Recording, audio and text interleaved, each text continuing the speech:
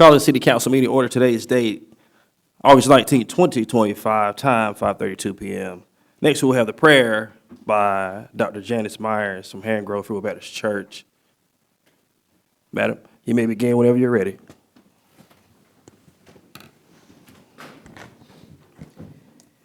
Let us bow our heads. Oh, Heavenly Father, we come to you as humble as we know how, with bow our heads and humble hearts, Father God.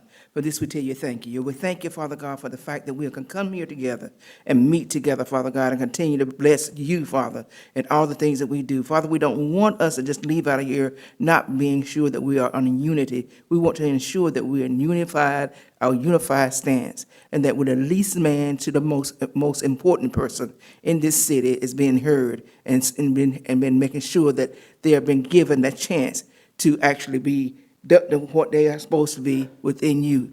Father, we continue to ask them to be, each member on the councilman, to be fair, equitable to each and every one. For this is our duty to all those that's within our county.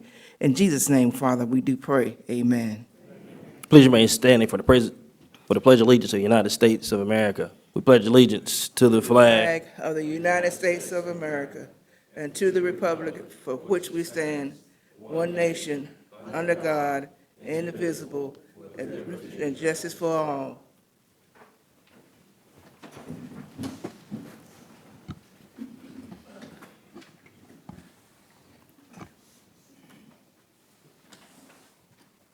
Madam Clerk, roll call.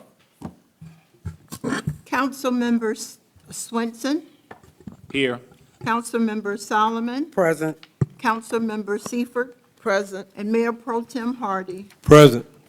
All present and or accounted for. Thank you, Madam Clerk. Under citizen comments, citizens must sign in before the start of the meeting if they wish to address the city council. Citizens should state their name and address before beginning their comments and may speak up to a maximum of 3 minutes. Citizens seeking assistance or asking questions will be contacted by a member of our governing body or by our appropriate city staff. Madam Clerk, will there be any? Yes, sir. All right, Sammy Aiken, Mr. Aiken.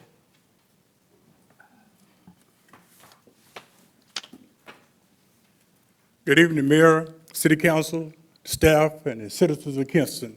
My name is Sammy Aiken. I reside at 2718 Hodges Road. I'm the chairperson of the African American Heritage Commission of Kinston, Illinois, Incorporated. We've been in existence since 2016. We're a nonprofit. Some of our accomplishments, we have 2 markers, one located at Maplewood Cemetery. It represented 4 locations of the Green Book locations where Cities of Kinston was in that magazine. The second is on 1012 Caswell. It's currently the AKA sorority headquarters, but it was the second black library, and we honored Miss Laura Washington Hardy. She was the first black librarian. The reason I'm here today is to announce our 8th musical funk festival, which will be held Saturday, September 27th at Lenore Community College from 6 to 11 p.m. This year, the theme is the 70s theme, so some of y'all can get your afro pick or whatever and pick your afro up if you still got it, and go from there. But we're highlighting Chief Warrant Officer Robert L. Brown. I don't see the clock in my time, okay. Chief Warrant Officer Robert L. Brown, he was intelligence in the Army. He was the first founder of Crime Stoppers. He was him and Reverend Tate at St. Augustus Church, they were the founders of what we call now the Kinston Community Center. It started at that church with those 2. He's very accomplished, and we're honoring him. Second is Curtis Pope. He's a musician, a trumpet player. He's played with Earth, Wind & Fire, Wilson Pickett, the Isley Brothers. He has a big studio musician that he's stayed with. So it's $25 a ticket. It starts at 6 p.m. Ends at 11. We have a band called the Soulful funky devotion band. They're out of Goldsboro and Rocky Mount. They'll be performing. We have a Soul Train dance contest, so there'll be a prize for that. And we'll have the best dressed Soul Train couple. So you're all invited to come out. It's Saturday, the 27th of September, and we'd like to see you all there. For ticket information, you can go and see the Afro-American Heritage Facebook, and you get the ticket information on. Thank you very much. Thank you, Mr. Aiken. Madam Clerk, will there be any others? Rosita Cox.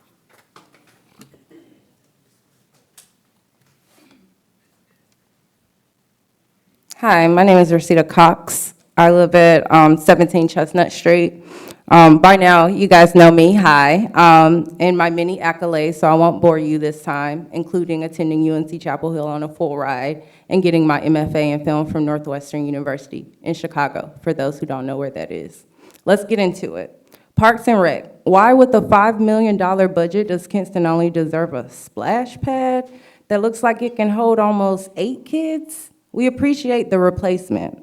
However, we demand more. Where exactly is that $5 million going?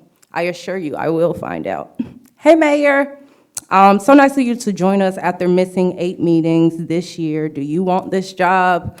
Move over, it's time for you to get a replacement. I'm here in person to tell you, and News and Mr. Suggs, who is not here again, that you all can block all of my Facebook profiles, but you can't block the revolution. You can hide your public comments, but you can't hide from the people. And you may dodge us at city council meetings, but you can't dodge change. I'm here with the lovely discovery. Officer Andrew Beck, who was wisely going by A.B. Beck then, was dismissed from the Durham Police Department in 2014 after being found guilty of making up 911 calls to gain illegal entry into homes in Durham. As reported by the Washington Post, ABC 11, Indy News. His certification for Craven County, which was never meant to expire, is also listed as inactive, similar to his certification with Durham. I asked why, don't worry, I will find out. I sent this confirmed report to Kinston Police Department. Their response, Rosita, we didn't know about this, thanks for sharing. Way more than the mayor even said. He, in fact, has said nothing, and to date has made no remarks on the mess he's made in this city. As someone who once respected you, I'm ashamed of you now, Mayor, and Chris for that matter. I'm determined to get you both out of office. Thank you for making it easier for the movement, Mr. Suggs.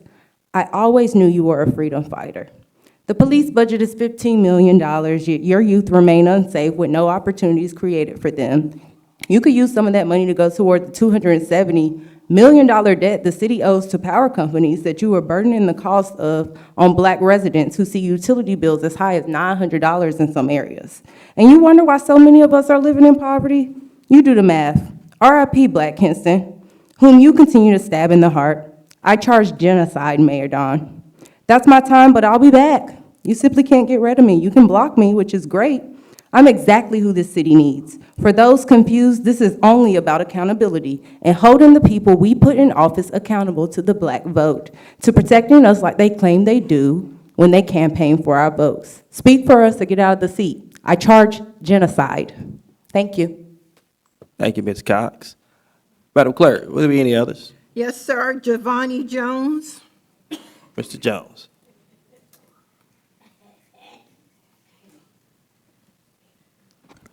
Hello, I'm Giovanni Jones from 1902 Sherwood Drive. Last time I was here, I didn't really get to say too much of what I really needed to say, but this time I'm here to say it. Also, you spell my name Javani Jones. That's how you spell my name, because last time y'all misspelled it in the article. So this time I'm here to say is I am a product of Ms. Rosita's film camp, Freedom Hill Youth Media Camp. I was able to go to the Philly trip with no money at all, and I was able to come back with $20 from the $40 that they gave us while we was there, and they still made sure we eat every single day we was there, had the transportation there and back. Okay, I feel like we should be able to fund things like the Freedom Hill Youth Media Camp or either something else that Black kids will feel acceptable to. I feel like the police kind of show more of what we can't do rather than what we should be able to do. You feel me? Only because I feel like everybody I know, even kids that don't get in trouble, they still fear the cops. As soon as they see the cops, they're turning their head. They like, oh, I hope they're not coming to get me. And that's just crazy to me. I feel like, you feel me? Like, nobody should be, if the cops is what's supposed to be helping us, why are we fearing them so much? And then, and that's just the biggest part to me. I hope y'all can see that some of the budget should go to something that black kids like me would actually want to do and that could actually help me. That's all I got to say. Thank you, sir. Madam Clerk, will there be any others? Yes, sir. All right. Antoinette Miller. Ms. Miller?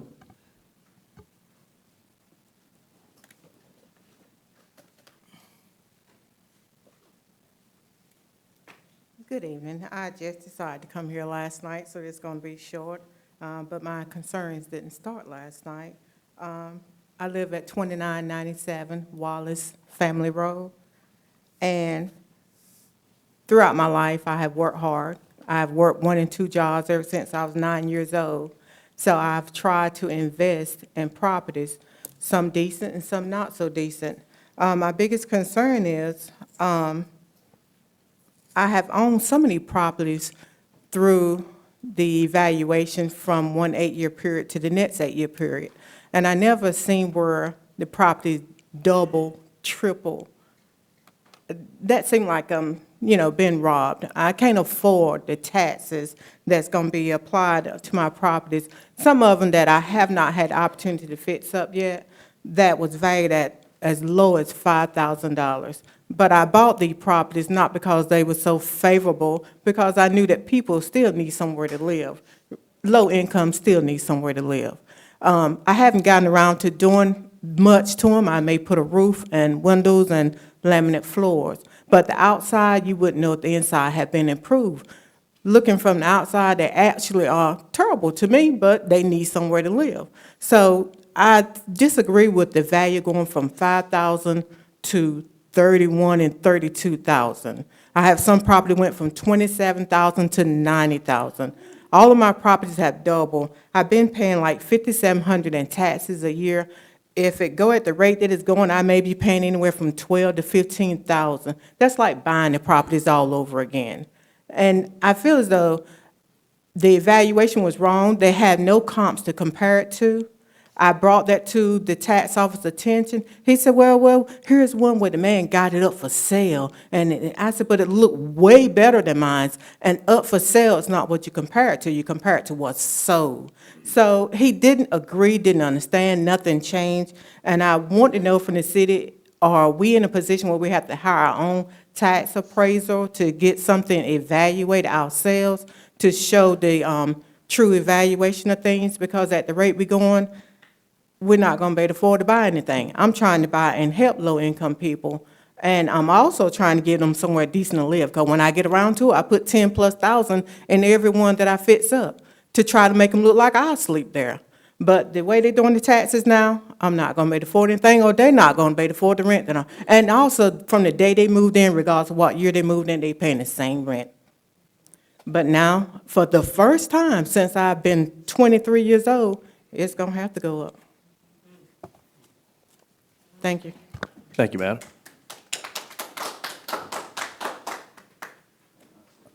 Madam Clerk, will there be any others?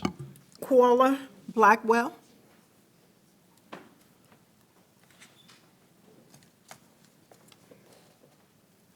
Good evening, y'all. Hey, last time I was here, you violated my First Amendment, the policy of the city of Kinston, and me as a person. When you rudely, as respectful as I was to you, you rudely cut me off at 1 minute and 17 seconds into what I was saying to you. I'm a citizen here. I got a right to those same 3 minutes as everybody else, as long as I'm respectful to you. So let me warn you today, don't try that today. And for the minute and a half seconds you robbed me of the last time, if I go over today, charge it to the last time, okay? Which leads me to ask a question. How many minutes can y'all miss? How often are y'all supposed to be here? The longer you take, I'm asking a question. How many, because it's very confusing in the policy. Every other city that I looked at, it's clear how many meetings the mayor or any city council member can miss, but this city. So, how many meetings can you guys miss before we ask for your seat? Yeah, okay, somebody answer me. So, Y'all don't know? So we got 1, 2, 3, 4, 5, 6, 7, 8 people here representing the city, spending our money. And can't nobody tell me how many meetings y'all can miss? Let me help you. Since y'all don't have it clear in the city of Kinston, you guys must follow the state guidelines too. And let me let you know what the state guidelines say. 20%. And in case you don't know what 20% of 22 is, 4 meetings, excused and unexcused. You guys need to start by getting that policy clear for the city of Kinston, how many meetings you guys can miss. Also in the state guidelines, the only excusable ones is if your family's dying or you're dying, because we're paying you to represent this city. Nothing going on nowhere else should matter more than the city of Kinston. Nothing you're doing anywhere else is benefiting us in no kind of way.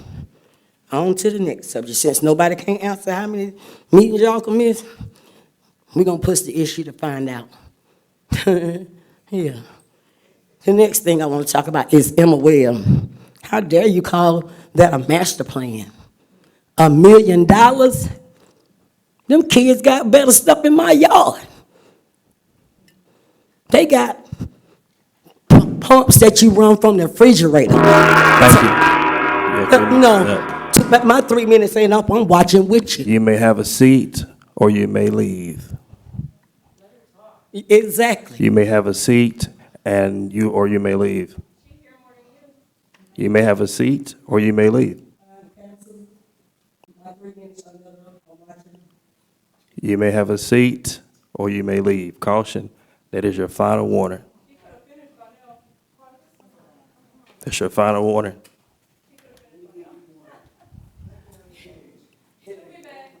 Thank you.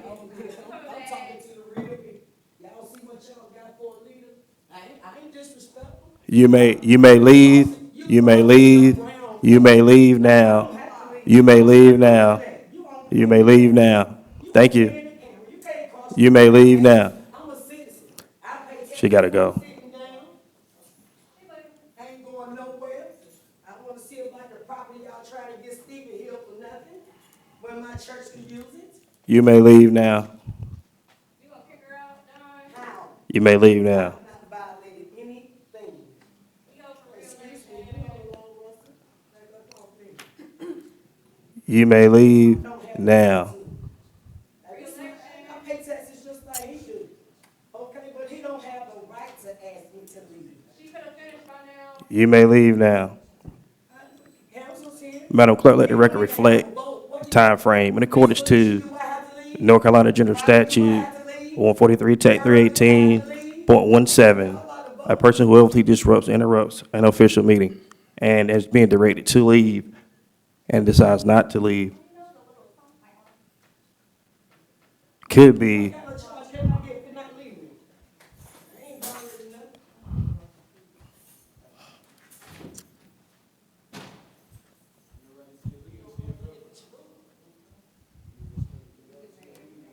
thank you, and the conversation in the audience must stop as well.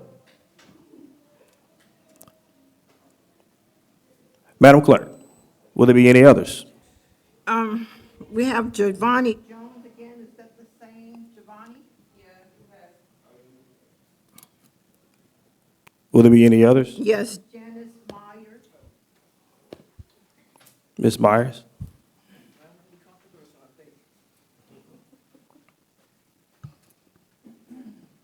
My name is Janice Meyers. I live on 1663 Highway 258 North. Reason that I'm standing before you today is that I've been trying to move back into my bedroom. The reason I moved out of my bedroom is because I have a gas station across the street from me. And instead of the music going down between a reasonable hour, like 9 o'clock or whatever, it goes up, and it continues to stay up. So I had to move in my den just so I could get a full night's rest. I've come to the city council to ask, can you go and look into asking them to turn the music down so that I can move back into my bedroom and we can move back in our bedrooms instead of moving out. I think that's only fair. Thank you, Ms. Meyers. We'll have somebody to reach out with. Matter of fact, we have the chief make contact with you and figure out what we got going on as far as the loud noise ordinance type situation there before you leave. All right. Madam Clerk, would there be any others? No, sir. All right. Having said that, under adoption of the agenda, if a council member wishes to revise the agenda, the motion to add or delete an item will be entertained before adoption of the agenda. Will there be any? Yes, I would like to add to our closed session personnel.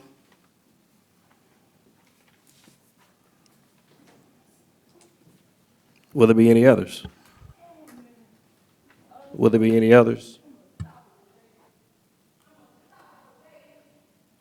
Will there be any others? All right, hearing none, seeing none, in addition to the agenda, we want to add under closed session personnel item. All right. Having said that, entertain a motion to approve. Motion. So moved. There's a second. Second. So moved and probably second. Under discussion. Under discussion. Under discussion. Hearing none, seeing none, all in favor say aye. Aye. Any opposed say nay. Motion carries. Under minutes, consider approval of minutes of City Council meeting held on August 5th, 2025. Madam Clerk, would you like to entertain? No, sir. Thank you, Madam Clerk. Having said that, entertain a motion. Motion. So moved. There's a second. Second. So moved by Councilmember Swenson, seconded by Mayor Pro Tem Hardy. Under discussion. Under discussion. Under discussion. Hearing none, seeing none, all those in favor say aye. Aye. Any opposed say nay. Motion carries. Under presentations and recognitions. Recognition of the GFOA Certificate of Achievement for Excellence in Financial Reporting and award of financial reporting achievement for the City of Kinston's annual comprehensive financial report for the fiscal year ending June 30th, 2024. Director Goodson. Thank you, Mayor. The Government Finance Officers Association established the Certificate of Achievement for Excellence in Financial Reporting Program in 1945 to encourage and assist state and local governments to go beyond the minimum requirements of the generally accepted accounting principles to prepare annual comprehensive financial reports that evidence the spirit of transparency and full disclosure, and then to recognize the individual governments that succeed in achieving that goal.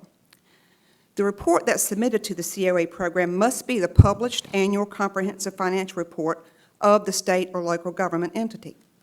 The financial section of the ACFR must include an independent auditor's report on the fair presentation of the financial statements.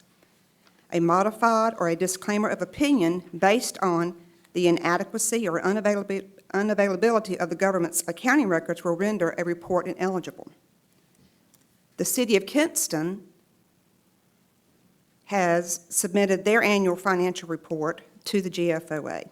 Each annual comprehensive financial report is reviewed using a checklist designed to determine compliance with both generally accepted accounting principles and program policies as established by the GFOA's Special Review Executive Committee and the GFOA Executive Board.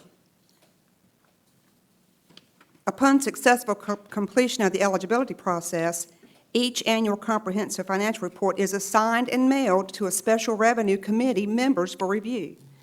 The reviewers selected may not be from the same firm as to which the audit was done, nor may they be from the same state as the government. To qualify for this achievement, a report must receive the unanimous approval of the reviewers. The decision to award or not is the result of a thorough examination of the report by the reviewers. There are at least 250 items that they will review our financial statements for, of which 98 of them are asterisk, and if you do not meet all 98, you immediately become ineligible for the certification. Upon the completion of the reviews, the SRC members return the completed grading summaries to the GFOA, where the program staff conducts an in-house review to verify the comments that were made and any suggestions for improvement to assure consistency within the program. The City of Kinston was graded on 16 categories, and the city received a grade of proficient in all 16 categories for the fiscal year ending June 30th, 2024. I'm happy to say that the City of Kinston has been awarded this distinguished accomplishment over 25 times in our successful years. So tonight, I would like to read the Certificate of Achievement of Excellence in Reporting Financial has been presented to the City of Kinston, North Carolina, for its annual comprehensive financial report for the fiscal year ended June 30th, 2024. More importantly, I'd like my staff to come up, please.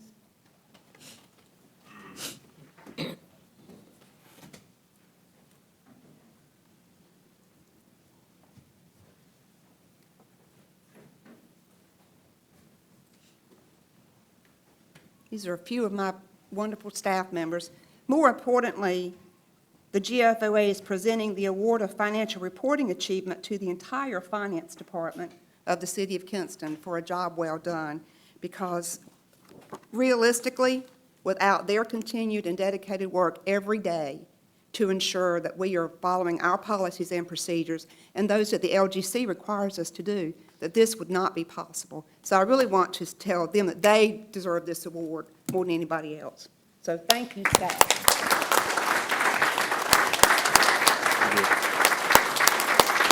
Yeah, you can stand and give a round of applause for that, because that's a good thing for sure.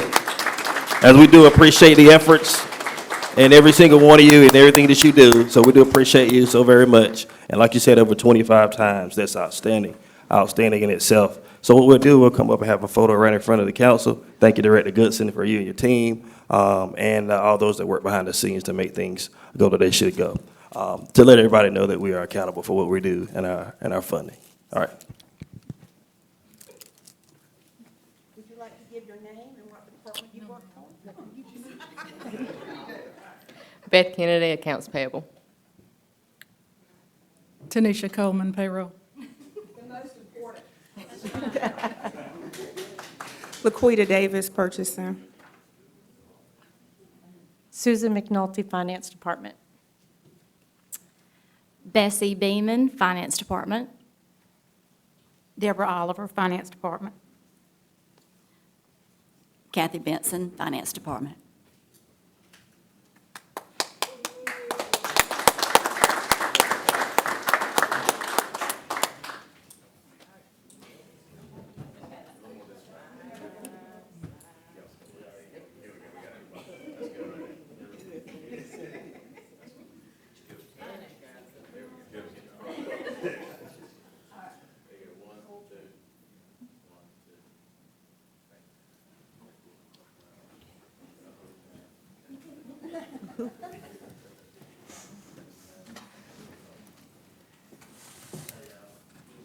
Oh, thank you.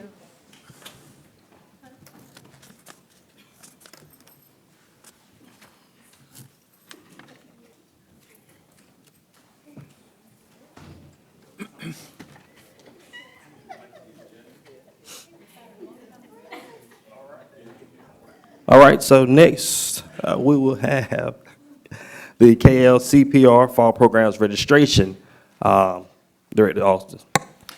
Thank you, Council. We're here today just to give you some information. It's our annual fall programs starting, and we have a lot of great programs. I think the Council has it in front of them. But we just want to run down a few of our information to let the public know and let you know as well as what we are offering. This will work. There it goes. This is just our program registration. We send this out to our school system. It's going out this week to orientation. So all schools in Lenoir County and Kinston, Lenoir County should be getting it. We have 8 youth programs, not to mention the numerous adult programs we have. This does not include our KCC program and schedule, where at KCC we have some a new programming schedule with some arts and crafts activities. They were such a big hit this fall at KCC that they decided to move those. I think it's engineering with Lego camp, bath and body do-it-yourself, wax work, and all these type arts camps. They're going to make those classes this fall at Kinston Community Center, in addition to their regular membership drive. But those are just some of our programs. We're going to just kind of scroll through here. Our two biggest programs for athletics are flag football. We usually have about 300, and Holloway, Fairfield, our county sites are registered now till the end of next week, so we should see numbers teams. Play should begin around September 20th for flag football, tackle, and cheerleading. I don't want to forget cheerleading because that's a great program. And soccer, we'll have up to about 400 kids. Right now, with still a week left, we have 370 kids already registered. So we're going to clear 400 this year. So we're running out of space, so we're having to create more extra fields at Barnett. But that's a good problem to have. We just need coaches, like a continual problem. Youth tennis is always starting back up around September 20th. We'll have great instructors. Bill Fay is in great shape, and we'll continue to have that as well. This is the first year we've brought back fall baseball and softball. Softball was such a big hit this past year, and there's been clamor for it, so we're going to add that. Play should begin at Fairfield this fall, around the same time, around September 20th. We've had a lot of great interest. And I'll let Lynetta, this is Lynetta Powell. She's our program supervisor. She's in charge of some of these programs. She'll bring her up and let her speak on gymnastics and some of our centers. Good evening, everyone. As Scott stated, my name is Lynetta Powell. Sorry. I'm a little vertically challenged. I'm Lynetta Powell, one of the program supervisors with Parks and Rec Department. Gymnastics and dance are one of the growing programs that we do have. I believe their registration will begin next week on the 26th. They'll have on-site registrations. Right now, they have about 60 participants, and the numbers are going up each year, so that's been really great to see. These are some of the renovations that have taken place at Emma Webb Center. They put in new flooring, renovation of the waiting area, the seating area for parents to kind of wait and observe during the classes that they have. They've also done renovations to the restroom area to kind of update and make upgrades there as well. These are some listings of our community centers and their hours listed: Holloway, Fairfield, and Martin C. Freeman. We also have a mock gym that is available and open to the public. I would recommend checking the website or either calling those facilities, because you never know when they might be closed for renovation, or I know during election season, Martin C. Freeman does have varied hours, so I would definitely advise everyone to kind of check those out. But there are a lot of great programming that is going on at these facilities. We've been in talks to create some more at Martin C. Freeman and Fairfield as well, so it's just a lot that's going on throughout the year for the kids and everyone. We also do have Love at Hines facility. A lot of updates and upgrades have been done to people. I don't know if they're not aware of. I would recommend anyone to kind of just check that out as well. We recently concluded one of our summer camps there. We do have 3 in the city and in the county. We had approximately, let's say, about 200 kids total between the 3 camps this summer. It's a 6-week program. I did want to kind of give a shout out to 2 of my camp employees that kind of helped keep me in line, Miss Linda Barnes and Miss Valerie Edwards here, that could just go on and on about the success of what these kids get to experience throughout the summer. So we were really happy that we can kind of end on a high note for those. This is one of our open gyms that we have. I believe that is Fairfield. Yeah, that is Fairfield Center. So it's always something going on: basketball, pickleball, just open gym time, free play. They have clinics and various activities and classes that go on at all of our facilities as well. Love at Hines hours, we did close for about 2 weeks. Our staff kind of was like, can we have a break? Because they stayed on the go for those 6 or 7 weeks that they were in operation for summer hours. Again, that was something we tried out new this summer. We're looking to expand for next year. For the school year, our hours are going to be about 3:30 till 7, but we may fluctuate with daylight saving time, and also just to make sure we have staff availability as well. But that's a free facility that the kids can come to for homework help, after-school play, or just free time with the staff. Thank you. Couple things, Lynette. Couple things I want to remind the council. Our master plan session with the McGill and Associates will be coming up in September. They'll be doing their final presentation, so we'll let you know on that on the agenda. And we want to thank the council that made the Hall of Fame. That was a great event. It was one of our best events yet, and we had about 400 people that came. Everybody talked about how great it was, and we represented the whole county and city. And, we're going to do that every 2 years. So we hope to continue that and make that a regular thing. So any questions from council? All right, thank you. Thank you, Scott. Anything from the council that relates to that? Parks and Rec? Well, let me say thank you, Scott, to you and your entire team over there for the programming that you have. The most programming I've seen since I've been here. However, I do appreciate those efforts in putting those programs together as it relates to what we have going on in Parks and Recs and what is it that people can do in our community. And they have many options. Our youth have many options. So I encourage and challenge you to take advantage of it for all those that are listening. However, please take advantage of it and actually go on the website or call Parks and Recreation and see what it is that we have to offer. I do encourage each and every one of you, all the youth, that you have anything to do, or if you want a question asked about any type of particular sport programming, whatever, I encourage you to call. All right?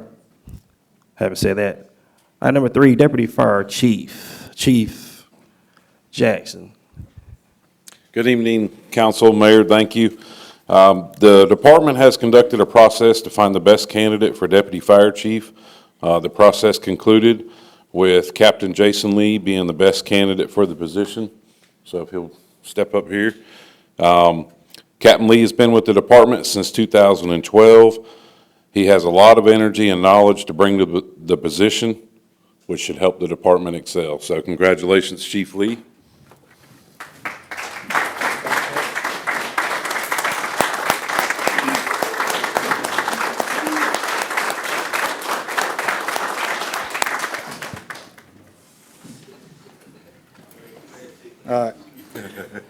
Well, first and foremost, I just want to say thank God for everything He's given me, between a beautiful family, the city of Kinston, and the fire department. Got a lot of good friends there and everything, and couldn't have done it without them.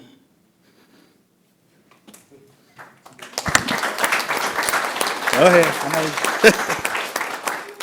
Well, let me say congratulations, Chief. He's always been a great guy on the scene, fire scenes, and he definitely loves to joke and have fun at the same time, because we always do that. So thank you, Captain. Chief. I'm sorry. But congratulations to you. I think you made a very, very good decision there, Chief. I do appreciate you and your efforts in that entire KFD over there. I do appreciate you guys so much for what you do every single day. For putting that fire out, and the smoke alarms, all the programs you deal with or put in place for our community. So I do appreciate you. At times, they'd rather see you than anybody else. However, so I do appreciate your efforts in our community. Having said that, we'll have you come up front, Chief, and come over. We'll get a photo of number 2, the number 2 guy. I think his family. I think his family.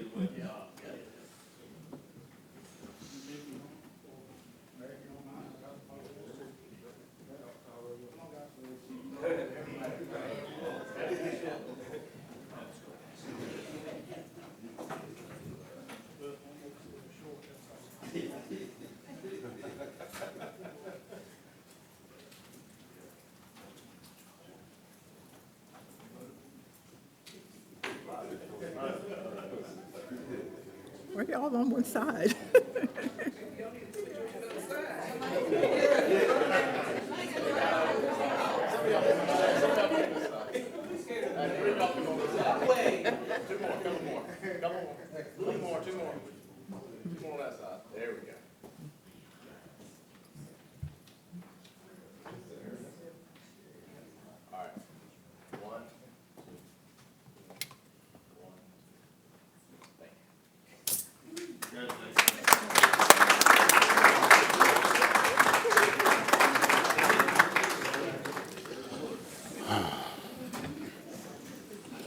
I'm the next one.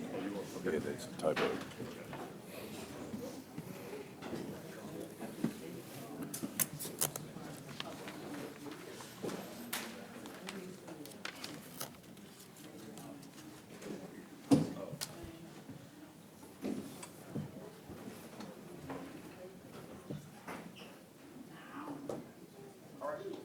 All right, next we'll have Chief Jackson again, for the completion of North Carolina League of Municipalities Risk Reduction Program. All right, you're right ahead, Chief. Thank you again, Mayor and Council.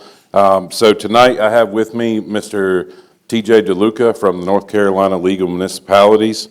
I'll introduce him. I'll give you just a little bit of background before he starts, but we have voluntarily participated in a risk assessment program through the league. We started that in May of last year, and we've completed it. So Mr. DeLuca is going to give you guys some information.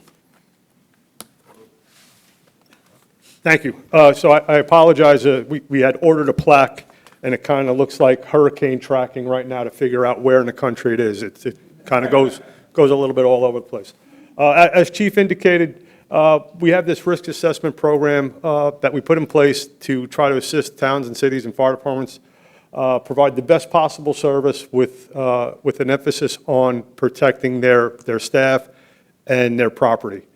We look at an awful lot of metrics depending on the risks associated with that department, everything from OSHA compliance, legal compliance, to best practices, to training, to apparatus, equipment, policies. And I'm very happy to say that Chief Jackson and the Kinston Fire Department had done a wonderful job. When we first got started, it's quite common to see a number of issues varying in severity. And we really didn't have many that we looked at a little bit closer, and some of the ones that we did, we felt that were more of a maybe covered by a city policy than fire department policy. And I can tell you that in doing this for the League of Municipalities from one end of the state to the other, I have just a blessed opportunity to deal with firefighters every single day and seeing the good that they do, often with less, with obstacles in front of them. Firefighters inherently understand that there are risks that just cannot be controlled. As we approach the 9/11 anniversary, that should never be forgotten, that those firefighters that day followed every rule, did everything the right way, and still had a calculated decision to what they were going to do. I can tell you as myself, a New York City firefighter on 9/11 that was there, I can speak for every one of those guys, that they would not have done anything different. So we accept that level of risk, but it's much more reassuring for us when we have an administration and a command staff that values that and puts forth the effort that Chief Jackson and his command staff has done. So I commend them for doing an absolutely fantastic job. I'll follow up at another time with the plaque, Chief. I apologize. That's all right. Well, thank you, and I do appreciate you coming out and representing the league. I do appreciate you and the efforts that the North Carolina League of Municipalities offers on every single occasion as it relates to risk reduction, risk management, et cetera. We do appreciate the efforts of the league, and thank you for coming down to take a look at what we have going on here at KFD. Even though you don't have the plaque, what we'll do is still take a photo right here, and we'll talk about it, and then we'll come back and do it again, okay? How about that? All right, thank you. Congratulations to our whole team. Y'all can come back up here again, and we'll do it again.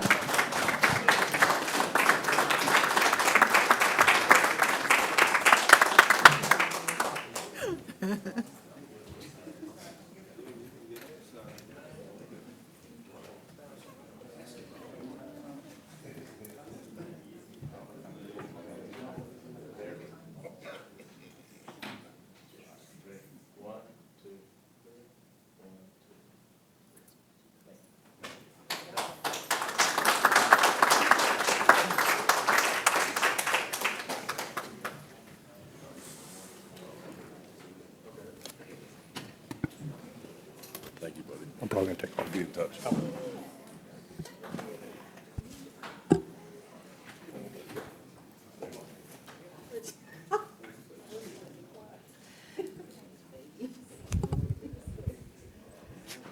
Mayor, before the chief sits down, I wanted to ask him to give an update on Hurricane Aaron and what Kinston and Lenore County can expect. Thank you, Manager. Mayor, council, citizens, Hurricane Aaron is not going to make a direct hit on North Carolina. Everyone's seen that on the news. Thank you, Jesus. But I will say I want everyone to understand that it is still a very, very large storm. The wind field is large. It expands over 200 miles from the center. The current forecast from Newport, which is what we use from the National Weather Service, is saying that tomorrow through Thursday, we could experience wind gusts up to 25 miles an hour. So if you have any little light decorations in your yard, you may want to put them up so they're there for this weekend. But other than that, I think we're going to be in good shape. River levels look good. I don't forecast us getting a ton of rain, and they're not calling for us to.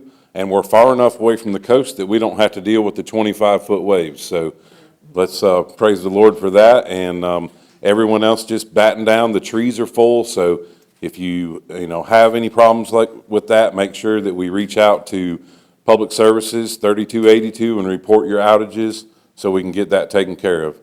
All right, that's it.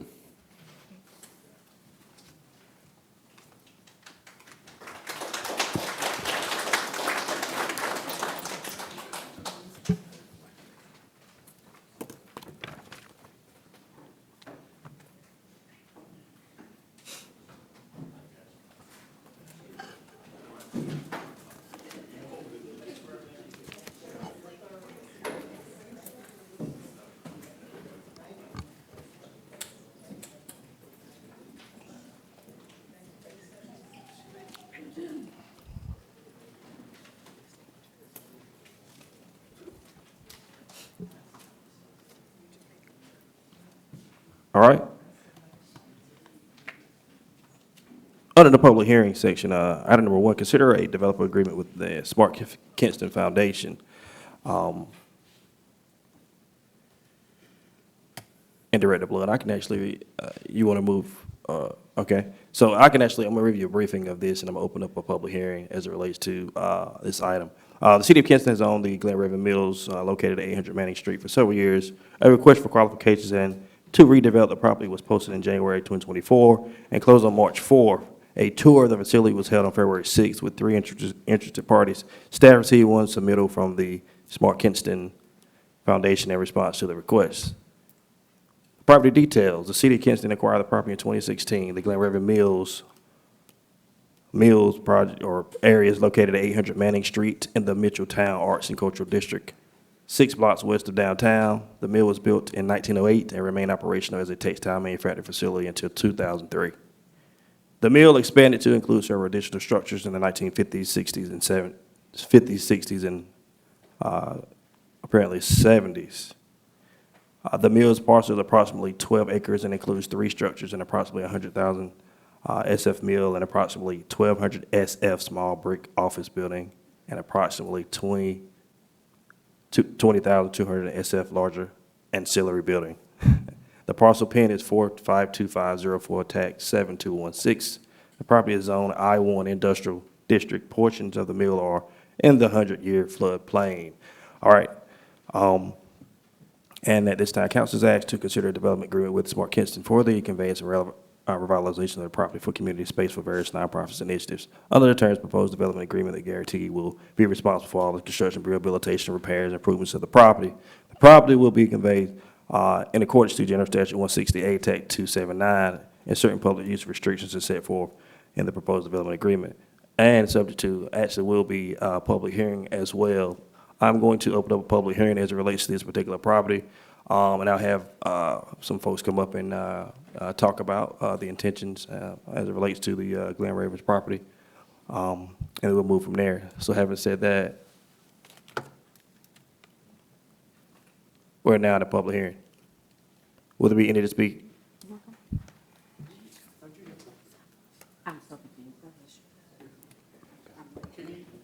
you tell us what's the plan is? Yes, sir. Yeah. All right. So we have one at the present, that's Mr. Stephen Hill. He's going to actually come up and give you some insight as to what his intentions are, and/or to Mark Kinston. I'll do it. Yes.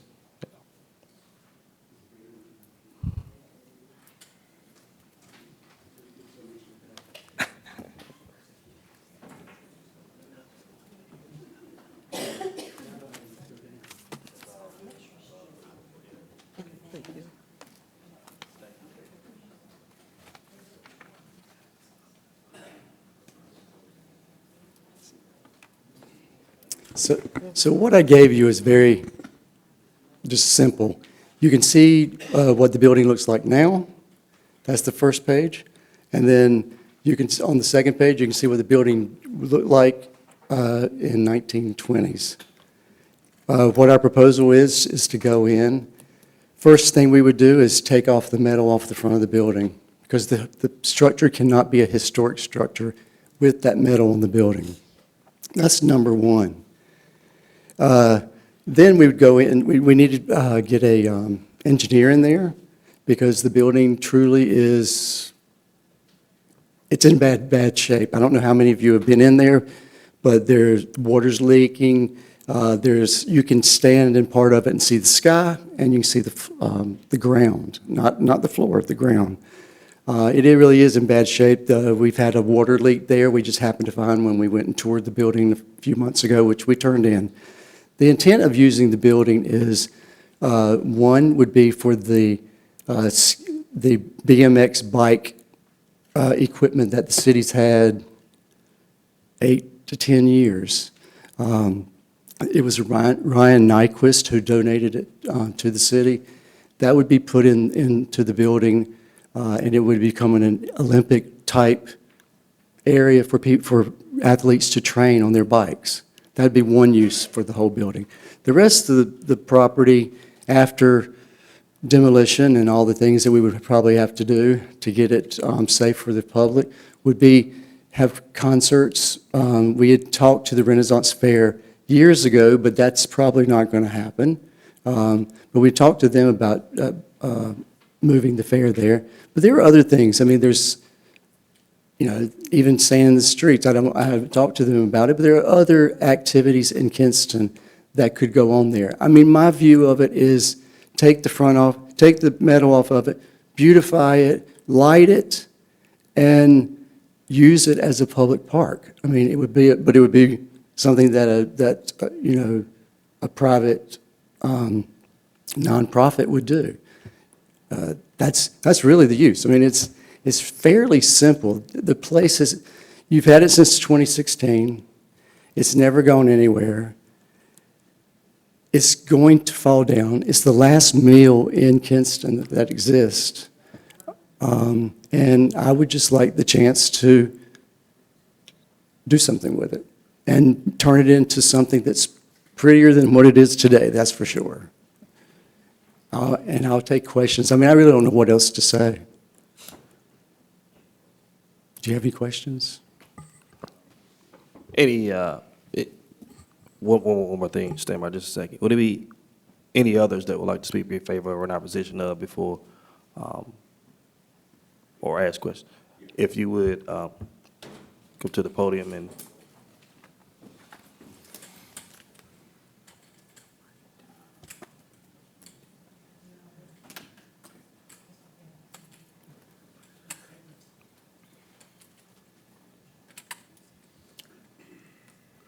Hoop, Demetrius Mills, 2035 Wolf Lane, 28501. He's bringing a plan up to talk about what he wants to do. What does the city want to do? How do we spend money in areas that we could really develop and develop it in such a way it's a public, truly public area? It seems like that in Kinston, we are not going anywhere. Do we have a 10-year plan? Do we have a 5-year plan? Greenville is coming to Kinston. Kinston is not going to Greenville. You know what that means?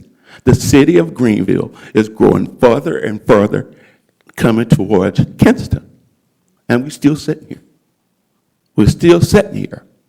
So when you bring up something like this in the public has to speak up. We have to be able to do the things together. If you guys don't have any kind of control or any kind of power here, then who the hell has the power? Who can make things happen? Why can't we have incentives, not just that he wants, and he thinks, I can fix this up, I can do that up. Why aren't we addressing all of Queen Street? Why aren't we addressing McElwain? Give people tax incentives to come here. I got the only damn building on the end of North Queen Street. And I'm the only one down there. But I refuse to leave. But then you got all these other buildings. And you just see them closing down one at a time. You may not have any money, but you can always apply for a grant that might help you out and might get us into a situation where we all can be very proud to live in Kinston. When you go to other towns, they'll say, Kinston ain't doing nothing. Kinston ain't moving, ain't doing nothing. But then you see Goldsboro, you see Wilson, you see all these surrounding towns that ideas are coming up, new buildings that are being put up. The town looks sexier. We look like a dead tobacco town, and we stopped tobacco probably 40 years ago. I was a tobacco farmer. So all I'm stating, and I have to state it because there's other people that are afraid to state it. I worked with the city council in New York City for 20 years. We did a lot of things, and nothing got through us unless we approved it first. Then it went up. Somebody else took it. We need a committee that just look after these things. We need a committee that somebody want to do something. Hey, what about that building? What about this building? All right, then I'm finished. On a Saturday or a Sunday, you come right down Queen Street, ain't a damn car in sight. You can look all the way down, ain't no traffic. It looks like a dead town. Okay. Thank you very much. Thank you, sir.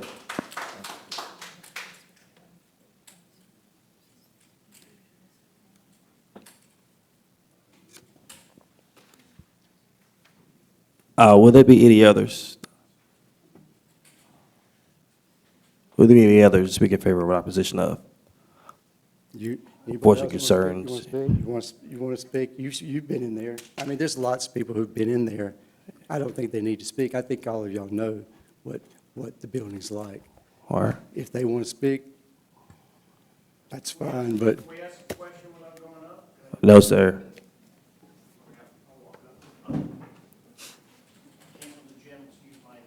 Yes, sir.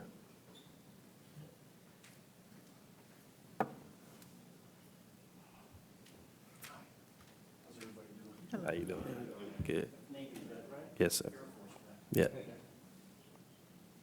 I just have one question. My next door neighbor prodded me to ask, hi, I'm Lou Blevins. I live at 908 West Road, 28501. I'm from New York. Recently moved here 3 years ago. I'm trying to get my North Carolinian accent. How much of this project this gentleman's proposing in regards to acquiring the building will be taxpayer funded? Will any of it be taxpayer funded? Any of the renovations, any type? So it's all just, that's it. That's the only question I have as a taxpayer. All right. Sounds like a great deal to try to improve the city, right? Yes, and, All yeah. right. Well, Thank you. good luck.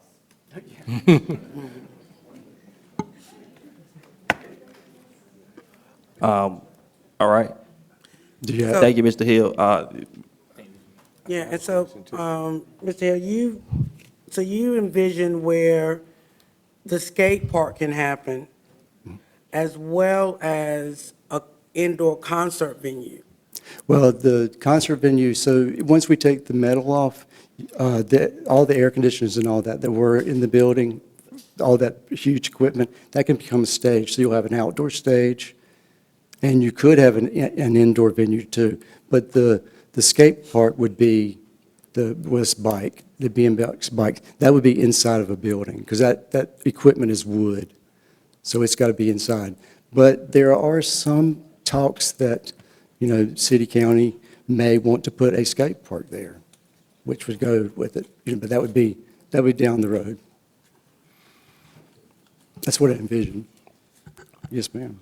Stephen, I got a question. Yes, sir. It was brought to my attention by some of the citizens that live in that community. Mm-hmm. What about parking? If we're gonna have that at some type of event center, is there plans for a parking lot or something like that? Well, you know, there already is parking in interior. It would have to be resurfaced and redone. But I've looking at parking around in the area. Plus, in the neighborhood, I own 60 houses, and the people that are living there would let them park in their yards and things like that. And there's going to be street parking, but mostly it would be the parking lot that's there. And my other question is, I know you gave us a picture of what it looked like now, what it used to look like. My other question would be, is there any kind of drawing of what it might look like in the future? I mean, Well, it would look like that second picture, which I'm is. talking about the inside.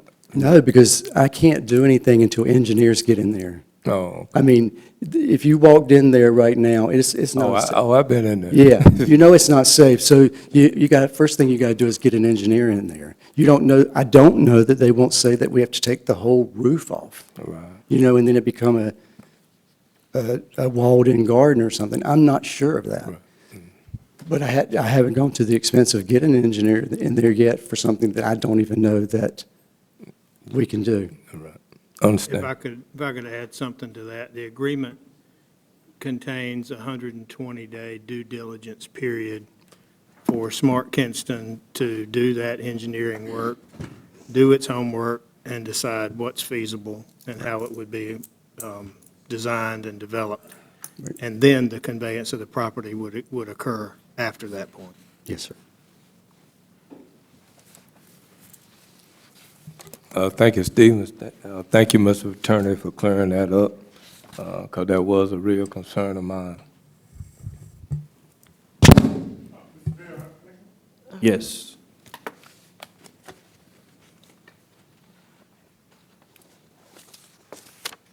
I applaud Mr. Hill on this improvement over there.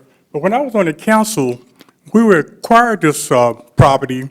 The family has stated that we would give you the property, but you cannot let a certain person be part of it.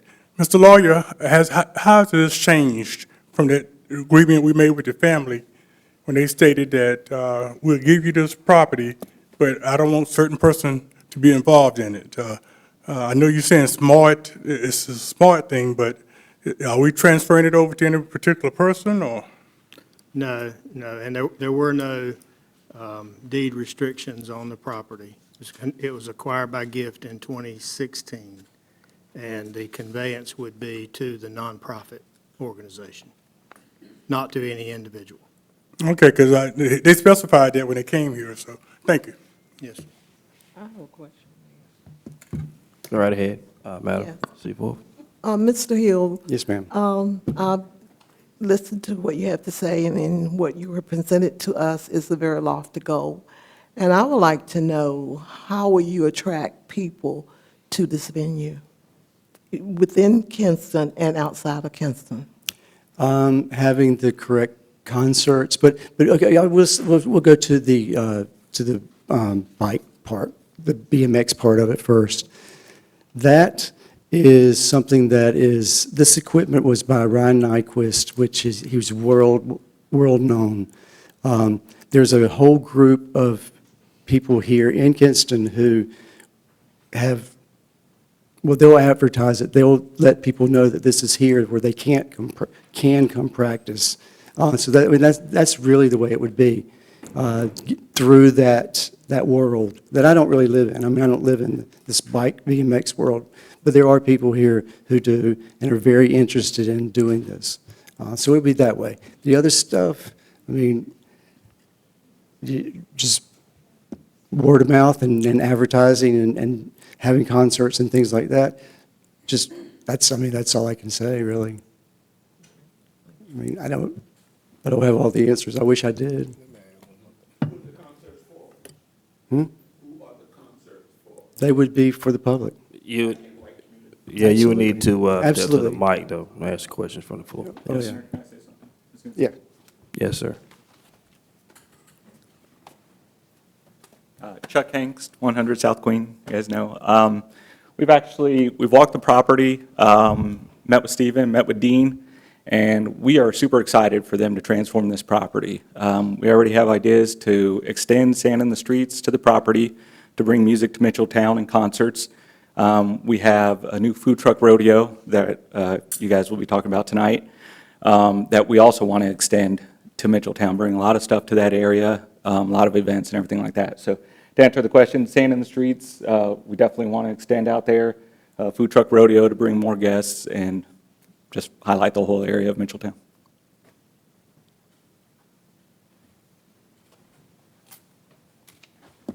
I will say this, if the only one thing we do is take that metal off the building, light it, and get it a historic property, you'll have a better property anyway. I mean, you know, we tried to go for historic property in 2016, 2017, something like that, and the state wouldn't take it because of the metal in the building. And so I mean, it's a historic building. It needs to look historic, it needs to be historic. It needs to be preserved, in my opinion. All right. Thank you, Mr. Hill, I appreciate it. Certainly, thank you. All right, will there be any others? Any others to speak in favor of an opposition of? Ira? Yes, sir. As Mr. Mills comes, I'm just curious, where is the nearest BMX park? You said Baltimore? But it wouldn't even be to this extent. The closest one to here that would be to this extent against it's going to have is Chicago. That's There's only huge. 2 in the whole country. Mr. Hill, step to the mic again. Let me see. And I'll repeat the question. Okay. The question is, what's the nearest BMX park? Baltimore. That is something like this. But the 2 that are professional, really like this, are in Chicago and LA. And that's it. So it's a very small amount. That's why we think that it would really work here. And hopefully we fill up our hotels too. Yes, sir, Mr. Mills. Yes. I have a building, 1922. It's got to be a historic building because it's been on Queen Street for over 100 years. I put my money in to dress that building up. I put new lights around it. My money to dress that building up. I have a parking lot the size that I won't let nobody use unless my tenant gets first opportunity. I can't get any money. I can't get a grant. At least that's what they're telling me. They don't have it. So if they don't have it, they must don't have it. But some people are getting it. Don't be fooled. Some people are getting it. I'm done. Thank you, Mr. Mills. Will there be any others to speak in favor of an opposition of? All right. All right, hearing none, seeing none, this public hearing is now, will remain open until the next council meeting, and I will come back and hear from any others. I'll allow enough time for those to speak as it relates to the actual property. So having said that, that public hearing is now still open and remain open until the next council meeting.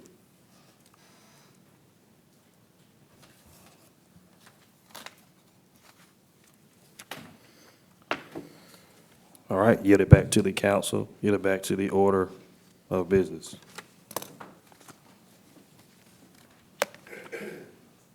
Item number 2, Historic Preservation Commission, HPC text amendment.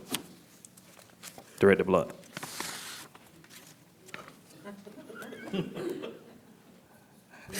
Thank you, Mayor. All right. I don't even know where I put my papers, but anyway, this is a text amendment for the Historic Preservation Commission. Back in, I think it was 2024, we sent a text amendment to kind of revamp the part of the regulation that talked about the Historic Preservation Commission, even giving it a new name because it was called the Historic District Commission. But we wanted to align it, well, thank you, align it with 160D. So all of that was done in 2023, excuse me. The only thing that was missing was the board did not include any alternate members. We did reduce the board down to a minimum of 3 people. I am excited to say that we have 6 people on the board, so we do have a full board, but we do not have any alternates. And so what this text amendment would do will allow for the addition of alternates. It'll also talk about how the alternates can be in full rights and responsibility as a full member if a member is absent. So that's the only part of the amendment that they want to add to the UDO, is about the alternate members, adding them. They will have full rights as a regular member if they are to stand in for a regular member, and we will be able to have some. There have been some occasions where the board was not able to meet due to a lack of quorum, so having those alternates would be a benefit. I'll be happy to answer any questions at this time. Thank you, Ms. Blount. Are you requesting a public hearing or are you requesting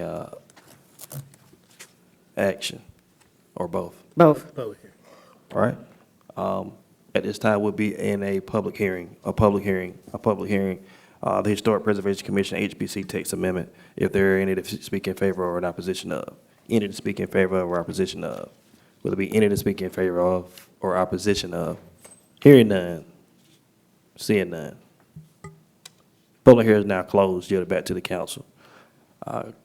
Director Blount, you're requesting any action? Yes, and I do want to say that the planning board did hear this request, and their recommendation was to go ahead and approve it. Recommendation by the planning board suggested. Noted. Having said that, I entertain a motion to approve. Motion. So moved by Mayor Pro Tem Hardy. Is there a second? Second. Seconded by Councilwoman Swenson. Under discussion. Under discussion. Under discussion. Hearing none, seeing none, all those in favor say aye. Aye. Any opposed? Any opposed say nay. Motion carries. Thank you, Director Blount. Action agenda. Item number 1, consider purchase of a mini-excavator to replace the backhoe and water operations section in amount of $158,748.19. Director Miller. Thank you, Mayor. In the current budget, we did appropriate $170,000 to replace a 2011 case backhoe in our water operations section. And what we have requested is to replace it with a mini excavator instead of a similar backhoe. The mini excavators, for the work the crews do in this area, working on water and sewer lines and services to homes, allows them a lot more flexibility in being able to get into small spaces and do the work without disturbing as much of the land, especially for working in people's yards. So it's a much more convenient machine for many of the things that the crews do. The purchase will be made through a state contract from Gregory Pool Equipment Company. It's joint purchasing contract 2210A, which is part of, it does meet our procurement policy requirements as far as purchases for equipment. The cost of the purchase through the contract, $158,748.19. That includes tax, which is within the funds that are budgeted. Delivery is expected to take 8 weeks, so unlike some things we've ordered that may take months or years, this should be coming in pretty quick. We do not anticipate the need for any contingency in this award. So I'm recommending City Council consider approval of the purchase of a CAT Model 306CR mini excavator from Gregory Pool Equipment in the amount of $158,748.19.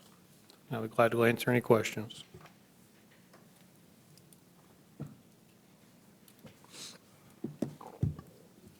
All right, thank you, Steve. I do appreciate that explanation and the breakdown as it was actually put in the budget, however.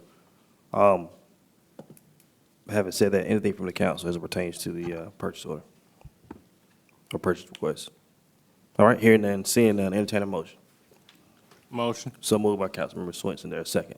Second. Seconded by Councilwoman C4. Under discussion. Under discussion. Under discussion. Hearing none, seeing none. All those in favor say aye. Aye. Any opposed say nay. Motion carries. Item number 2, consider a request for approval of special event Kinston Strong Concert 10/7/2025. Chief Goyette. Good evening. I actually have 3 for you. The first one is for it's actually a replacement from one of the concert series this past summer got rained out. They're requesting one that was missed to be moved to Friday, October 17th, from 5 p.m. to 10 p.m. The event will take place on North Street, the 100 block of West North Street. It will require a small 1 block area to be closed off. It's not a fundraising project. It is open to the public. Restrooms and trash cans from local businesses will be utilized. Food and drink will not be sold or given away at the event. Instead, it'll be up to the downtown businesses to take care of that. An officer will be hired for the event, and this is actually the day before the half marathon. So event goers will be going there to get their packets for the half marathon. The city of Kinston is a certificate holder, and they have signed the hold harmless agreement. I'll be happy to answer any questions from the city council. All right, thank you, Chief. Mr. Attorney, would you like to interject? No, sir. All right. Having said that, anything from the council as it pertains to this request? All right. Mayor, I did want to ask the chief, the agenda said the 7th of October, but it's actually the 17th, right? 17th, that's correct. All right. So, Madam Clerk, let the record reflect 10/17/2025, strike 10/7/2025, or your oversight. So consider a request for approval of a special event for Kinston Strong for 10/17/2025. Yes. I'd like to entertain a motion. Motion. So moved by Mayor Pro Tem Hardy. Is there a second? Is there a second? Second. Seconded by Councilmember Swenson. Under discussion. Under discussion. Under discussion. Hearing none, seeing none, all those in favor say aye. Aye. Any opposed say nay. Motion carries. Item number 3, consider request for approval of special event Kinston Strong Food Rodeo Series. Chief. Thank you, Mr. Mayor. This is, as Mr. Hanks said a little while ago, this is for a food rodeo, food truck rodeo. Several nights it'll be at Southeast Park, September 5th, October 3rd, November 7th, from 5 to 10 p.m. And it'll also be in the Department of Social Services parking lot, located about 2 blocks from us. Those will be September 26th, October 24th, and November 21st. They have already signed an agreement with the Parks and Recreation Department. It's included in the packet. They've rented that particular facility. And they do have insurance for the event. They do have permission from the Department of Social Services to utilize their parking lot for the event. The hold harmless agreement has been signed. Insurance is in the city of Kinston's name, and there will be no alcohol at the event. The police department will not be hired to work there, but we will stop in and conduct foot patrol each evening. All right. Chief, give me those dates, number 1. Sure. September 5th, October 3rd, November 7th. Those will be at Southeast Park. The other dates are September 26th, October 24th, and November 21st at the Department of Social Services parking lot. All right, so September 5th, October 3rd, November 7th, that'll be at Southeast. And then the DSS parking lot will be September 26th, which is my birthday, October 24th, and November 21st. Okay. All right. Having said that, let the record reflect those dates, Madam Clerk, for the series. Mr. Attorney, would you like to interject as it relates to insurance? No, sir. Thank you, Mr. Attorney. Having said that, entertain a motion to approve the series on those dates that were indicated. So moved by Councilwoman Solomon. Is there a second? Second. Seconded by Councilman Swenson. Under discussion. Under discussion. Under discussion. Hearing none, seeing none, all those in favor say aye. Aye. Any opposed say nay. Motion carries. All right, item number 4, consider request for special event, Touch a Truck event at Grainger Stadium. Chief Goyette. Okay, this one is an annual event that takes place at Grainger Stadium in the parking lot. It'll be Saturday, October 25th, between 8 a.m. and 1 p.m. Police department will be there, sheriff's office, there'll be plenty of people there. And it'll be an event for children to come, see our vehicles, and also get some goodies because it's close to Halloween. There's going to be no alcohol at that event. The hold harmless agreement has been signed, and the city of Kinston is listed as the insurance holder. All right, Mr. Attorney, would you like to entertain? No, sir. All right. Thank you, sir. That's it. All right, having said that, entertain a motion to approve the Touch a Truck event at Grainger Stadium. Motion. So moved by Mayor Pro Tem Hardy. There's a second. Second. Yield to the gentlewoman, seconded by Councilwoman C4. Under discussion. Under discussion. Hearing none, seeing none, all those in favor say aye. Aye. Any opposed say nay. Motion carries.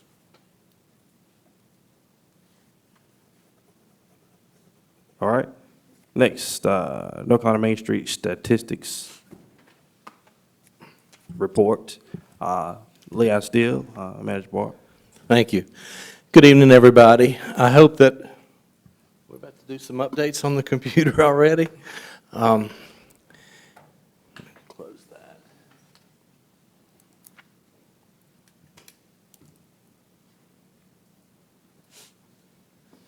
As you know, the Downtown Kinston Revitalization Organization is part of the state and national Main Street program and Main Street America. And being a member of those organizations, we have 2 reports we submit each year. And the one that we submit at this time of the year is the statistics report. And I'm happy to report on that to you, and building on all the other good information that we've had tonight, to share with you the progress that we've been making downtown. It's continuing. The report indicates that we have 800 properties in the MSD, the Municipal Service District. And of those 800 properties, we have 238 that are commercial. We also have about 72 vacant properties. MSD property acquisitions this year amounted to $985,000, and private investment in building improvements on those around 9 buildings amounted to about $521,000.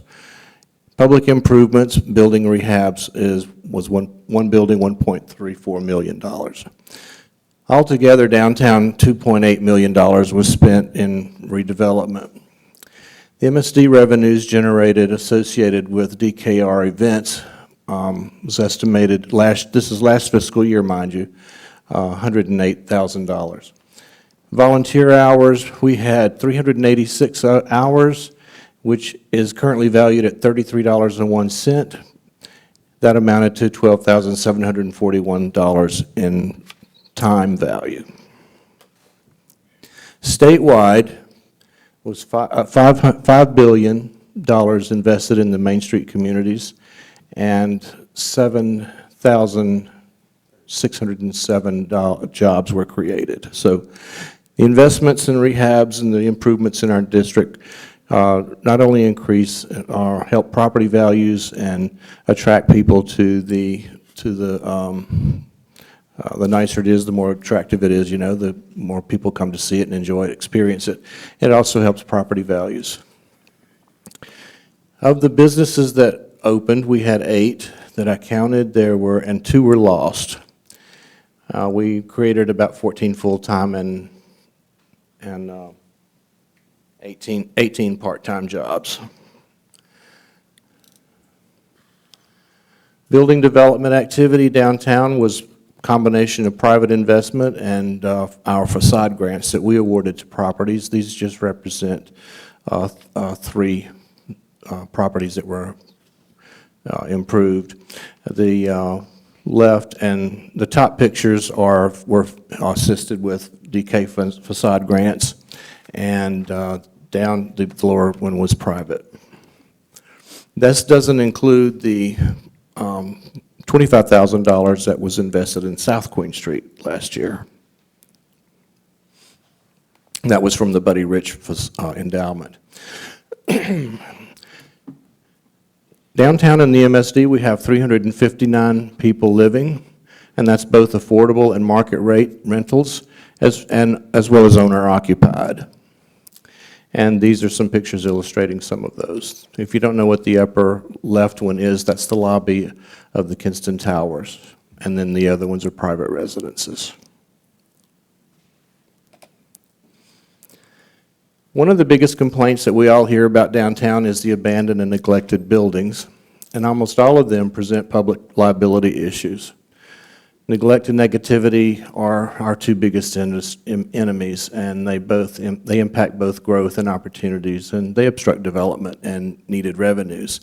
And if you don't mind, I'd like to take you through a little bit of, well, I'd like to introduce you first to something else that we're doing.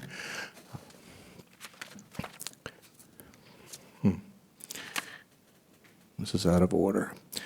Okay, let's go downtown. I want to draw your attention to some of the buildings we drive by all the time that we pass by. We're aware of them, we see them, but we don't really look at them. Some of them are clustered together, and others are more or less standalone in the middle of other things that are getting attention. Buildings number 1 and 2 have bad roofs, as a lot of buildings downtown do. We have drone pictures that we've had taken of the roofs, and these 2 properties are part of that the collection.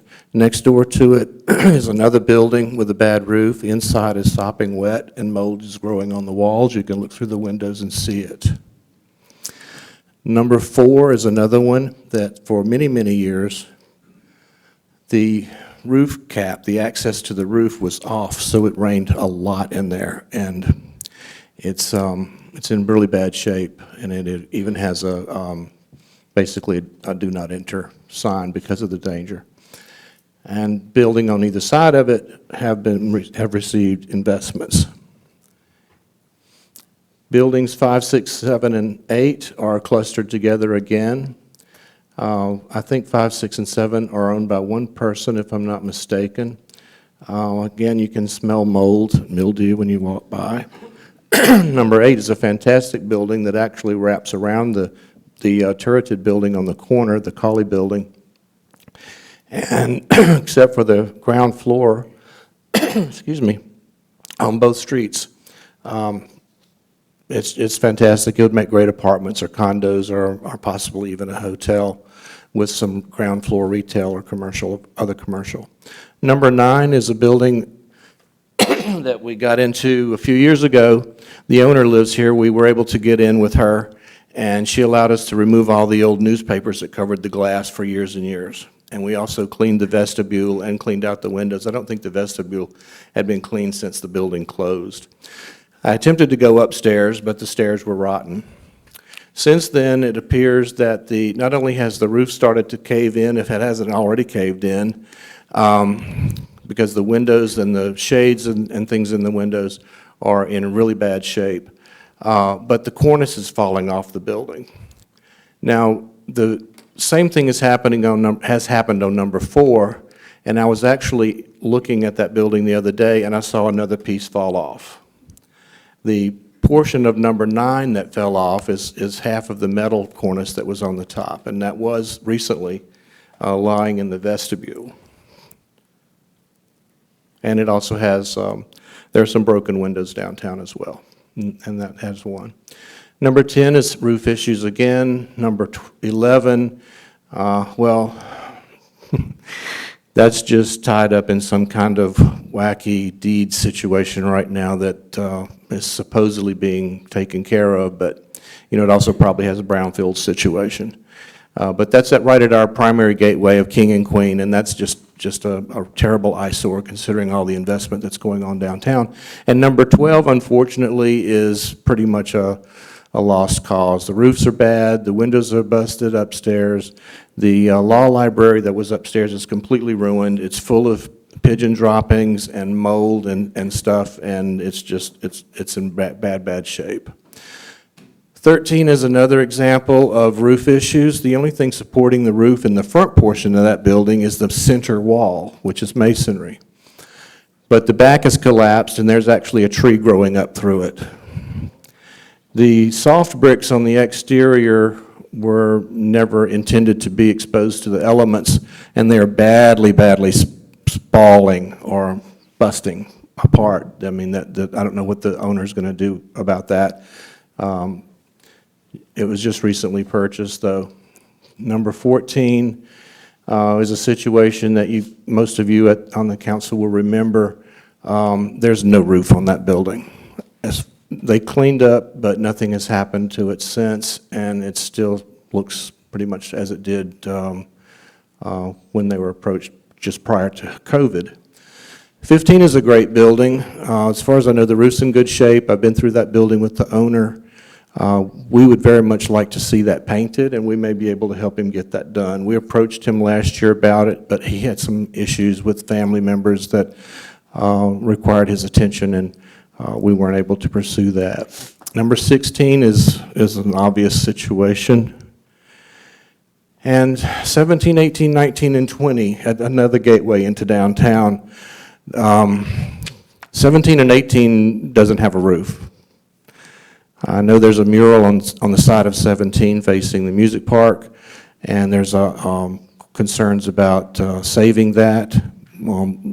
There's these things called buttresses that support the wall that you construct, and so we could possibly save that, but I don't know what the other conditions of the other two are. But they're empty, they stay empty, they've been empty for a long time. Now, this is something that we've got going on right now on our social media page. We started a couple of weeks ago, a then and now. On Google Street View, you can go back in time, and some of the earliest pictures I could find from Google Street View were 2007. The next earliest date was 2012. So what we've done is Magic Mile Media has taken the pictures I captured, and then they've gone out and taken current pictures, and these are just a few examples of what transformations have been happening downtown. And, you know, decline is slow, revitalization is slow. The difference is revitalization takes money, time, and patience, and energy. But and then you see tops, bottoms, and soles buildings, and how nice they look now that we helped them get it repainted. And of course, the park was completely transformed. And this is the building that we just looked at a moment ago that has the mural on it now, and you can see there was no music park there whatsoever, no mural, and now there's at least that and a mural across the street to welcome people into the community. And this is what our Riverwalk looks like right now. Isn't that Riverview beautiful? Can't see it now. It's completely obscured almost all the way around. It would be nice to see that at some point and figure out how to do it.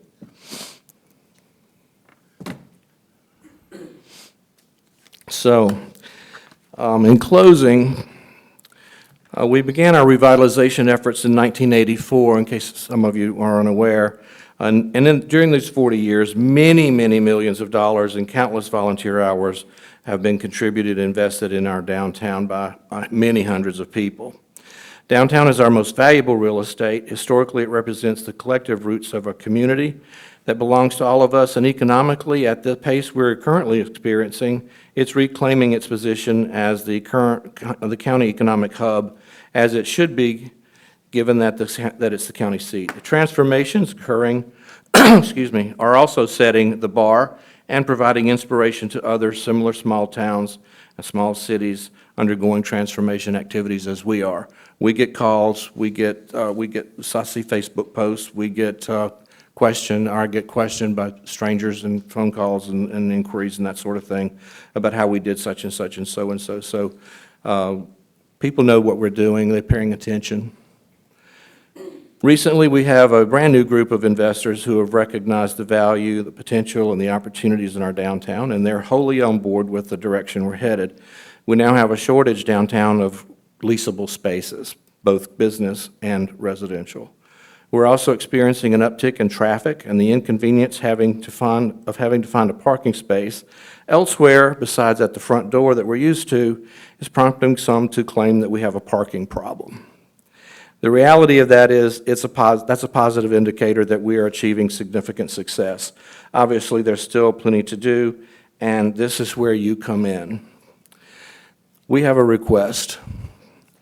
The DKR, together with concerned citizens, respectfully request your support in viewing in light of the report that we just delivered to you, as an opportunity to elevate ongoing revitalization efforts.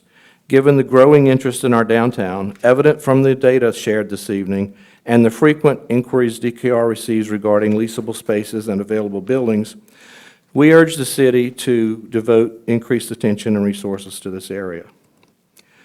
In light of widespread concerns, we've all heard that you have just seen regarding the conditions of buildings along Queen Street. We recommend that the first step be the adoption of a comprehensive neglected buildings ordinance accompanied by consistent and firm enforcement. Of the 72 vacant commercial properties with the MSD that have remained unoccupied for many years, we've identified the 20 that you just saw that require urgent intervention to prevent them from becoming serious public liabilities. Those issues, again, are leaking roofs, collapsing roofs, black mold, broken windows, deteriorating cornices, falling onto sidewalks. These all pose immediate risks. The vast majority of these properties, as noted, occupy Queen Street, although we have others in the district, and that is our main thoroughfare, our main street, if you will. While our request will require time, manpower, and legal review to enact, it's imperative to begin without delay. Therefore, we ask that the city formally designate this matter as a top priority. And in cases where demolition proves necessary, DKR proposes that every effort be made to preserve at least the building facades whenever feasible, in order to retain the continuity of the built streetscape, so that we don't end up with what's called a gap tooth effect, creating an empty space between buildings. We have enough of those already. And thank you for indulging me and giving me this extra time to take you through the whole thing here. I appreciate that very much. Do you have any questions? Thank you, Mr. Steele. Anything from the council as it relates to, Steele, Councilwoman Solomon? Mr. Steele, I appreciate that presentation. I would just ask that when we are looking at moving to this ordinance, which is necessary, my question is, such as the former Beach Law Firm, like that's a historical building. You know, that's history. You know, that's the first black attorney. I know that, yeah. Yeah. So my question is, how does a building like that qualify? And it goes to what Mr. Mills was saying, qualify for like historical credits. How does that happen? Someone the property owner, whoever owns the building, whenever the current owner or new owner, can meet with the state historic preservation officer, and they advise them on how to do the tax credits. Mm-hmm. So is it possible from that end, from our end, you know, saying like making it very clear to building owners where the city is moving, what we're looking at, to kind of, because some people like just don't know how.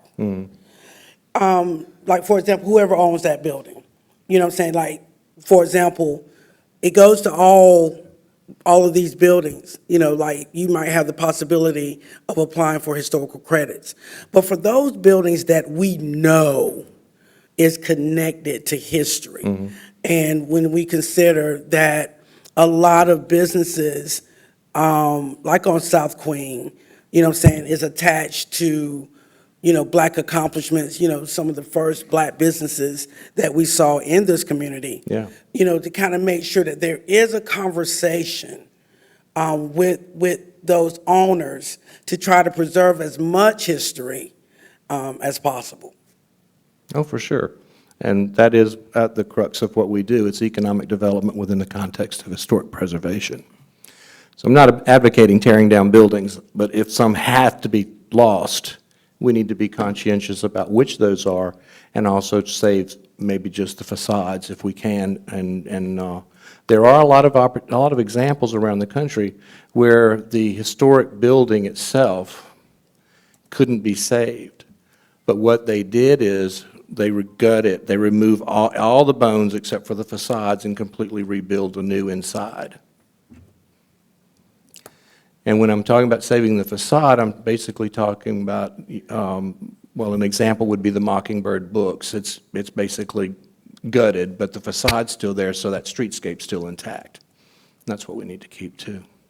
We also need to see some new construction in South Queen Street for all of you developers and investors out there. And Mr. You go ahead. A year to the guy.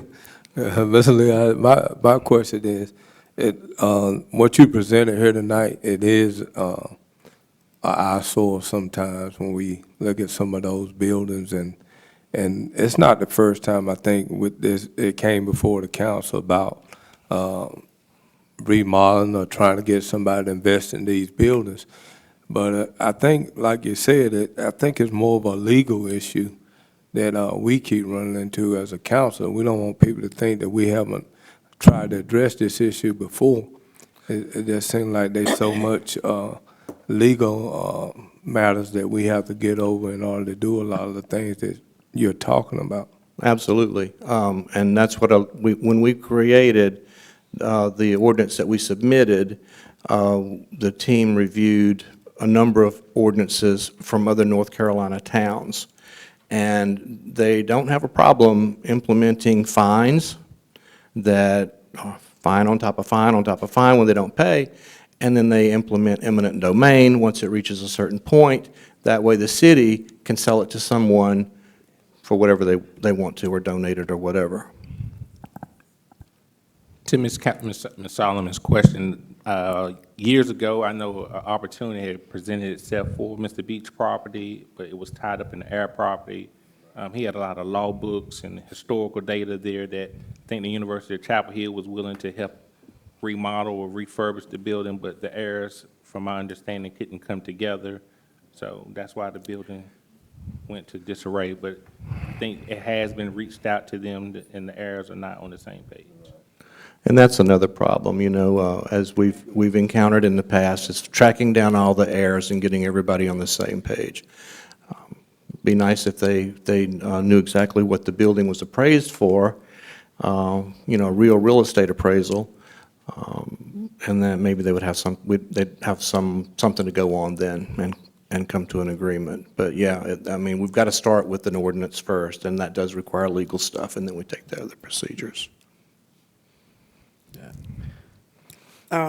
While you're here, I was going to put this in my councilman remarks, but how close is the relationship? Because what I wanted to do was thank Kinston Strong for the work that they did at Holloway, for those bleachers that they did.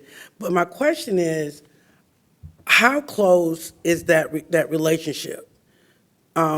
That partnership that we have between the city and Kinston Strong, you know, because when I look at, you know, that work, it's kind of like we kind of, you know, cross over a little bit.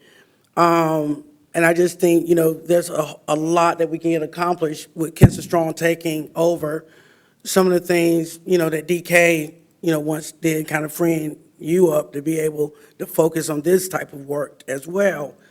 But how close are we partnering, working together? Chuck? Those people back there are on my design committee.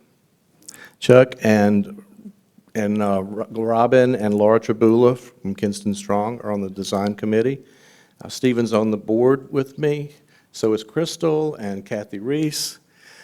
So, yeah, we partner and we work together. We may not work hand in hand on everything because my purview is 28 square blocks of downtown. They're able to have a community-wide reach. Does that make sense, Chuck? Yeah, it's perfect, what he said, and that's why I tell people, they have similar questions, and he's right, where they're type of the MSD in those blocks, and that's their focus is downtown, we're able to reach out in more broad, citywide, so we can tackle spots that their dollars necessarily don't. Yeah, I just wanted to express our appreciation, for the work that you guys do as well, outside of downtown too. Thank you. Anything further? No, sir. Any further from the council, as it relates to, downtown Kinston revitalization? Thank you. Yes, yeah, one-on-one, absolutely.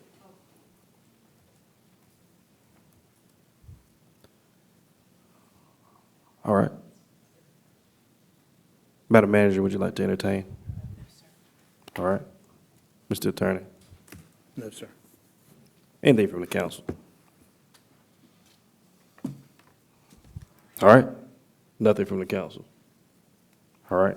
Having said that, first let me say thank you to the entire team over here for the great work that you put in each and every day, advocating for the things that we need most all across our city. I had the opportunity to be on the ad hoc committee as it relates to FEMA, the restructure of FEMA. There's a mayor that's actually in the chair of a review council appointed by the current president of the United States, President Trump, as it relates to the restructure of FEMA, how we're going to respond, or what FEMA is going to look like in the near future. It's a moving document, and supposedly we had input from the National League of Cities, United States Conference of Mayors, NACO, National Association of County Commissioners. I was the presenter as it relates to what we need most as it relates to disaster, floods, et cetera. And everybody was on the same page as it relates to flood resilience, flood mitigation, flood preventative measures. So hopefully we don't get hit by a storm, but in the event that we do, we'll actually have FEMA to reach out to and figure out what that structure look like moving forward in the future. So hopefully after October, we'll have some type of guide as it relates to what FEMA is going to look like in the near future and how we can have access to it, especially cities and towns that are very small all across our state, such as Kinston, North Carolina. So had the opportunity to have a conversation and talk about what we need most. So hopefully looking forward to that. I just wanted to share that information as they're going to take a look at restructuring FEMA and how they respond. Because we are in hurricane season and we're more skeptical to having a hurricane come across our path. But other than that, I do want to just thank y'all for coming out tonight. Thank y'all also that made comments and concerns, that had questions about whatever we had on the agenda. Look forward to seeing folks come out again and answer questions, not just because we have some hot topics on the agenda, but because you are actually want to be informed about what's going on throughout our city. And I do appreciate you coming out outside of that. And thank you for all those that play a vital role, all the leaders in our community, all the small business owners in our community that are actually, stepping up, trying to do something to make us look better, trying to attract individuals to our community, small businesses to our community, and hopefully in the very near future we with this joint working committee with the county, we can take a look at public-private partnerships as it relates to livability in our downtown area, recruitment and retail. What does that look like? What are we willing to do to recruit retail? Are we really serious about recruiting retail and/or small businesses to our community? Hopefully that we are. I look forward to seeing where we are and how interested we are in doing that. And if we were to put the money where it should go, or I would say put your money where your mouth is, however, and make things happen, however. Collectively, we want to make sure that we're transparent because I hear things every single day as it relates to what we should have or what we don't have. And what we're doing and what somebody else is doing. All I ask is if you do your part. And all the naysayers, haters, and perpetrators are all in the same boat, on the same line, cheerleading and doing nothing. I encourage all of those folks to actually step up and do something outside of talk. And I look forward to talking to any person that has any type of questions or concerns or solutions to problems that actually really want to talk. They call myself and or any of these council members that sit on the dais. Not sit behind a Facebook or social media site and type messages. Yeah. How about let's do effective change? How about let's be impactful? And that's where I am. You sitting on the sideline talking or I got time to send messages. However, well, my thing is where you're playing at. What do you really want to do? So if you're serious, then let's have a conversation. Otherwise, you either get on the train or you move out of the way. And somebody will say, well, get ran over.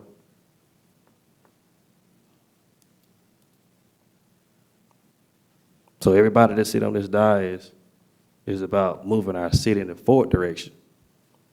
How about let's highlight some of the positive things that we got going on? How about let's do that? We have so many people talking about what we don't have, but what about what we do have? How unique are we? How unique is Kinston?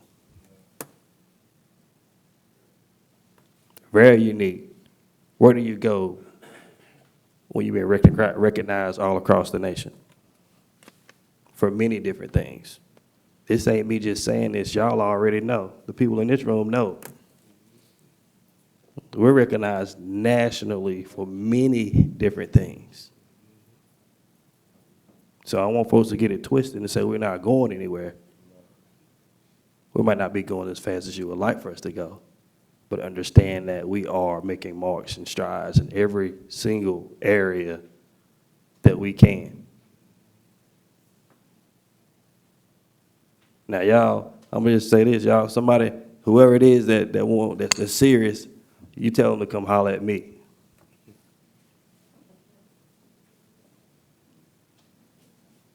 If they have a question or concern, or if they have a real project or a real issue, I'm talking about real. Not you mad today.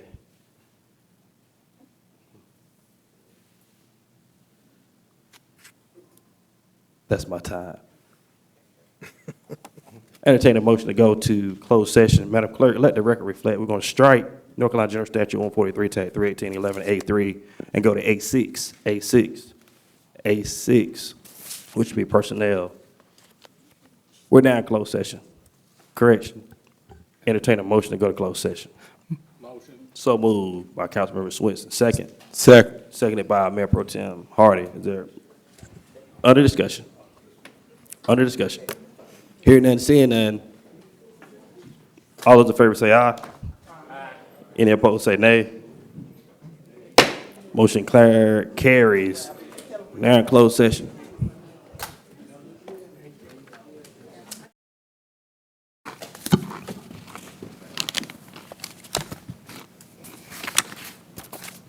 We're entertaining a motion to go out of closed session. Motion. So moved by Councilmember Swenson. Is there a second? Second. Seconded by Mayor Pro Tem Hardy. Under discussion. Under discussion. Under discussion. Hearing none, seeing none. All those in favor say aye. Aye. Any opposed say nay. Motion carries. We're now back in open session. I entertain a motion to adjourn. Motion. So moved by Councilmember Swenson. Is there a second? Second. Seconded by Councilwoman Seaforth. Under discussion. Under discussion. Under discussion. Hearing none, seeing none. All those in favor say aye. Aye. Any opposed say nay. Motion carries. We are now adjourned.